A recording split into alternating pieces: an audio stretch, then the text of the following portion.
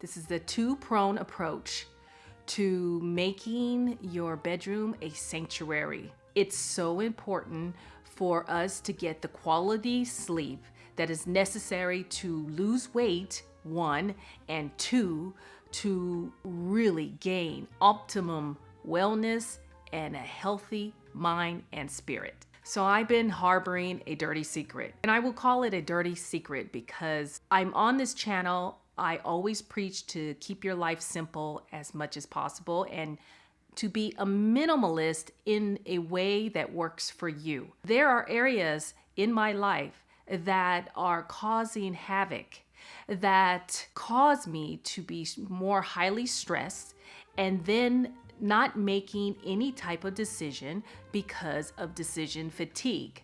Let's just call it that. We get overwhelmed.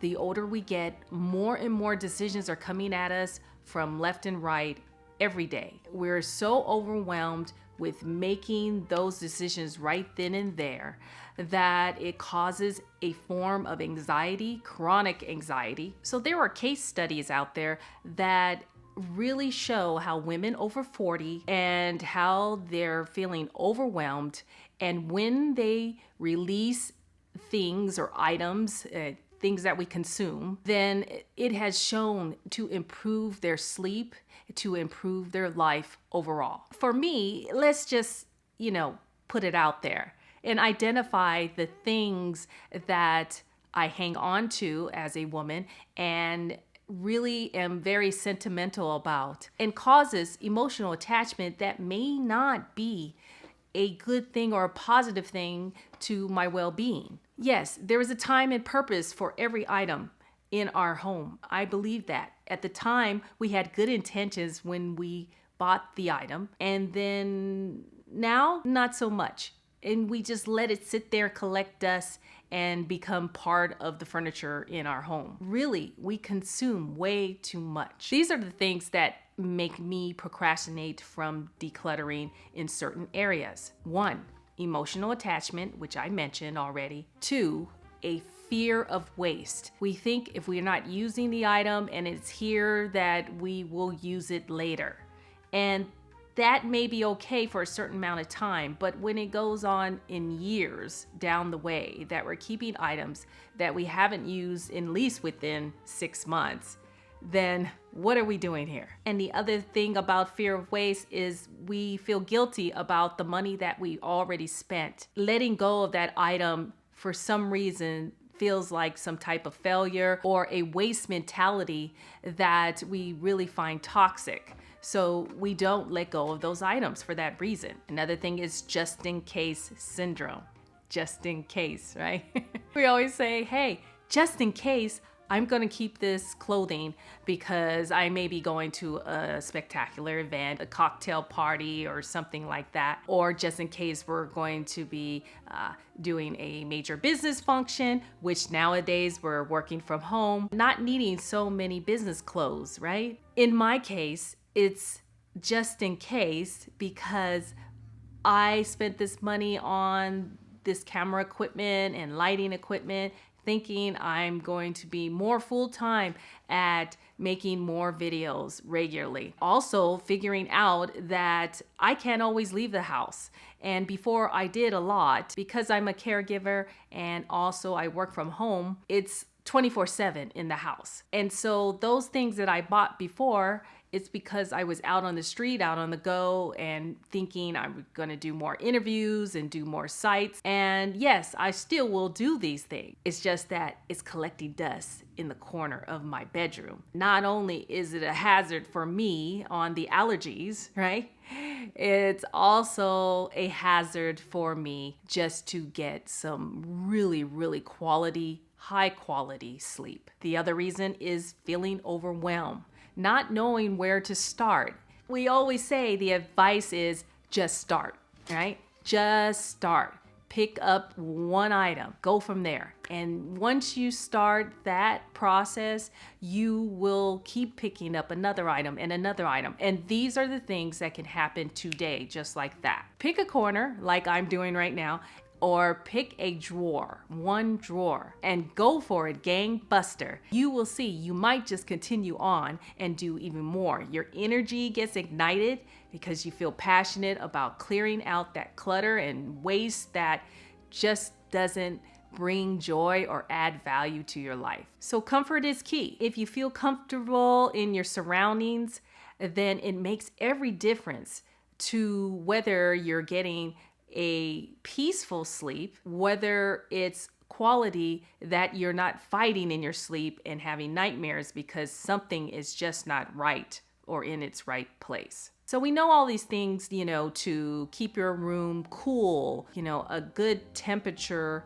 is being cool, so that gives you the feeling of, I can put a nice blanket over me, because if you feel too cold, then maybe you grab another blanket. That's easy to do. But when you're too warm, it's definitely a disruptor and will wake you up. In menopause, I will tell you, I do not want to have those night sweats I was having before. And it's really easy to trigger yourself if you're already high in body temperature, being that these hormonal fluctuations are happening. So you want to make sure that your bedroom is cool. You're turning down the temperature. For me, I like it around 72, 73 degrees. Now that may be very different feeling to you in the area you live. I live in the desert, so that's really nice for us. Okay, so this is a big one. Those electronic items, your phone, your computer. Now, I can't get away from my computer in my bedroom because this is where I work as well. I don't have a lot of space in our home because we have my mom taking care of her, so that takes up a lot of space, with the caregiving to help me in the day while I'm working.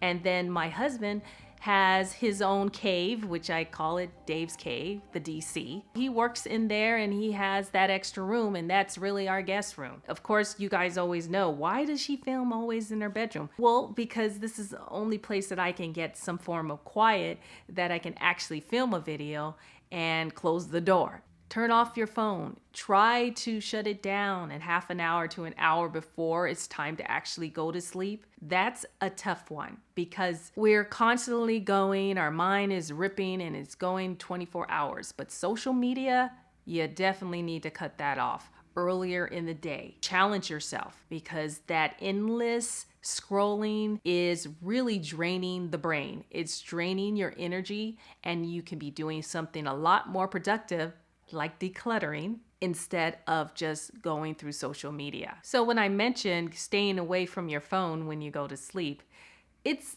a double-edged sword, if you will. Staying calm and kind of gliding into sleep is where you want to be when you first get in the bed. And so I use the app Abide, which is a sleep sound, and it reads Bible scriptures and also just gets you set up for having calm and peaceful sleep. That's on my phone. I have to use it. And so it's next to my bed. I tried to put this as far away as I can just so I can reach it and turn it on and have that Abide going. So it automatically will turn off and you can set a timer on it, and that's what I do. So making decisions is simple, but not necessarily easy. When you're making a decision to go ahead and start decluttering in the corner of the room or wherever. So that type of decision making can be tricky because it's about not returning to the clutter once you declutter